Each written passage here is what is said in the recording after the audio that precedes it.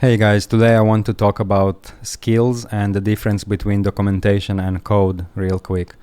So you know how when you create a skill, simple workflow, it can be 200 lines long, and then you work with it and then you ask the assistant to change a rule, remove a rule, maybe add an idea.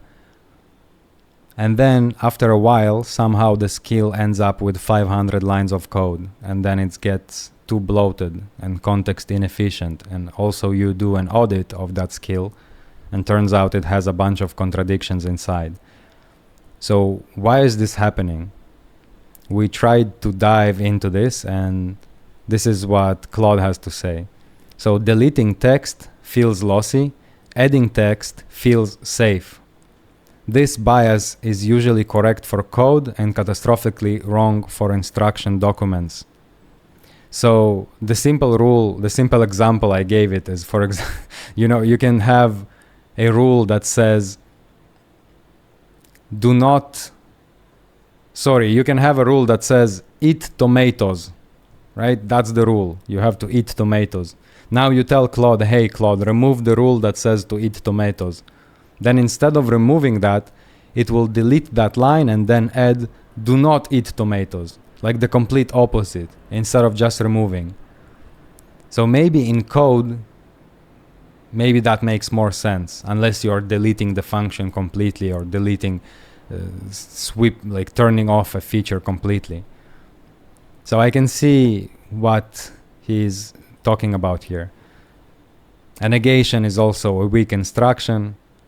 And then a third session reads both, tries to reconcile, and writes a third rule that splits the difference. And then you end up with a bunch of tension and also a bunch of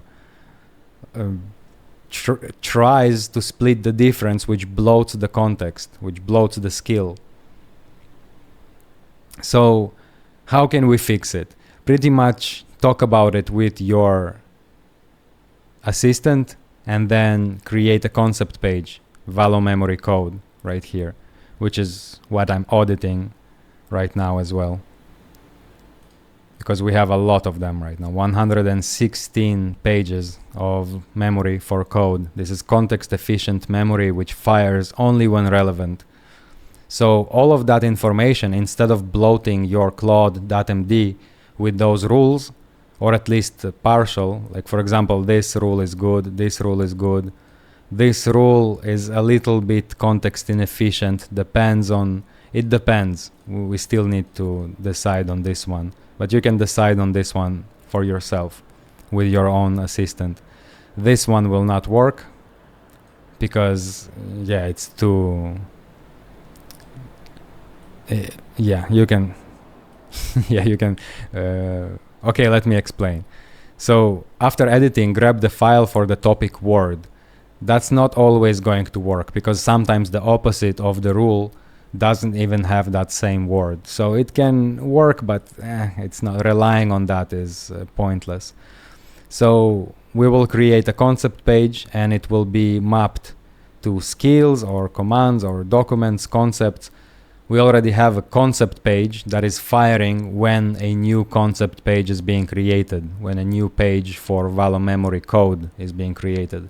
The reason I call it Valo memory code is because Valo memory is a big feature. We are going to have Valo memory for chats as well. And it's going to be context efficient in the same way. It's going to present the opportunity to the agent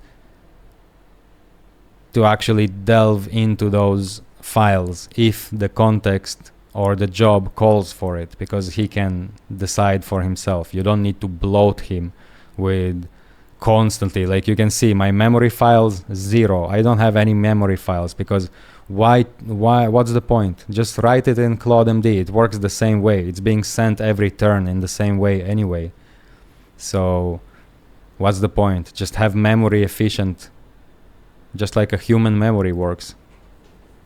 You reminded about it and then you decide if you want to delve into it. So pretty much that's the difference between code and documentation. And then you can have context efficient reminders only when documentation is being created or skills being created. That's pretty much it. If you want to see The next video is going to be about the orchestrator. That's what I'm running right now. It's one session that is holding all the context and managing other workers. And I'll catch you in the next one.